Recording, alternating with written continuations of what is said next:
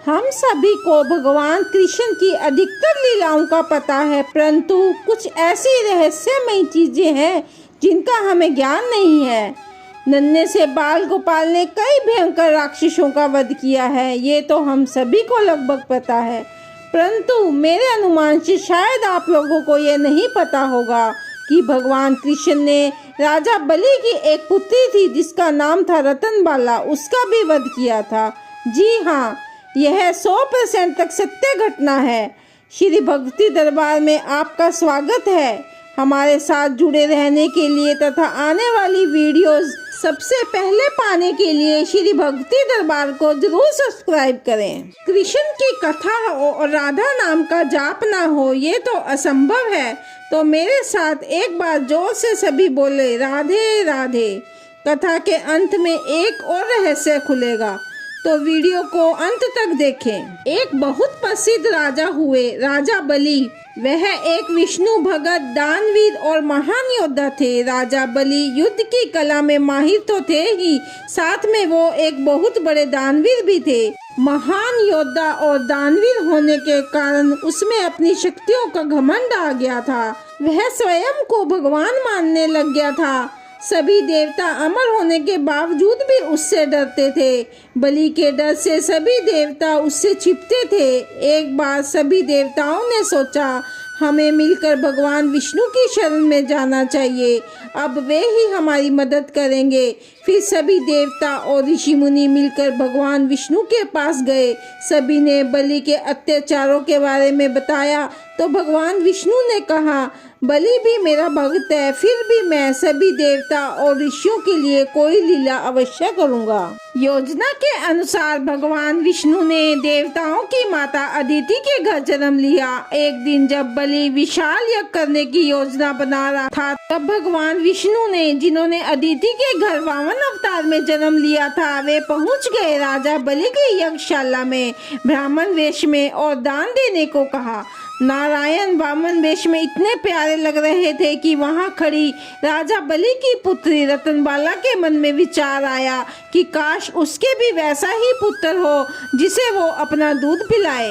भगवान विष्णु तो सबके मन की जानने वाले हैं। उन्होंने रतनबाला के मन के भाव जान लिए और उनकी यह दूध पिलाने की इच्छा को पूरी करने की सोच ली। नारायण, जो कि वामन अवतार के वेश में थे, उन्होंने राजा बलि से 3 पग भूमि मांगी। दानवों के गुरु शुक्राचार्य भी वहीं मौजूद थे। उन्होंने वामन अवतार में भगवान विष्णु को पहचान लिया था। शुक्राचार्य ने राजा बलि को भूमि देने से मना किया, परंतु राजा बलि ने शुक्राचार्य की बात नहीं मानी और वामन को 3 पग भूमि देने का निर्णय ले लिया। तब ब्राह्मण भेष में वामन भगवान ने अपना विराट रूप दिखा दिया। एक पग में पूरी पृथ्वी नाप ली, दूसरे में स्वर्ग और तीसरे पग रखने के लिए बलि से पूछा कि अब तीसरा पग कहाँ रखूं। पूछने पर बलि ने कहा, इसमें कमी आपकी ही सृष्टि बनाने में हुई है, मैं क्या करूं, अब तो सिर्फ मेरा सिर बचा है, उस पर ही अपना तीसरा पग रख लीजिए। तब भगवान विष्णु ने अपना तीसरा पग उसके सिर पर रखा तो राजा बलि पाताल में धंस गया। राजा बलि की ये हालत देखकर वहां खड़ी बलि की पुत्री ने मन में कहा कि मेरा मन कर रहा है कि मैं इस ब्राह्मण को मार डालूं, तो उसके मन की बात जान गए नारायण। अब रहस्य से पर्दा उठाते हैं कि उनकी रतनबाला आखिर कौन थी। असल में वो ही पूतना राक्षसनी बनी जो नन्हे कान्हा को मारने गोकुल में आई थी। भगवान कृष्ण ने उसकी पहली इच्छा पूरी की, उसकी दूध पिलाने की। नन्हे बाल गोपाल ने दूध पीने के साथ पूतना के प्राण भी खींच लिए थे और उसका वध किया था। बलि की दानवीरता को देखकर भगवान विष्णु ने उसे पाताल में सुतरलोक का राजा बनने का वरदान दे दिया। तब बलि ने विष्णु से एक और वरदान मांगा। राजा बलि ने कहा, आप मुझे पाताल लोक का राजा बना रहे हैं तो मेरी इच्छा है कि आप पाताल लोक में मेरे द्वारपाल बनकर रहें।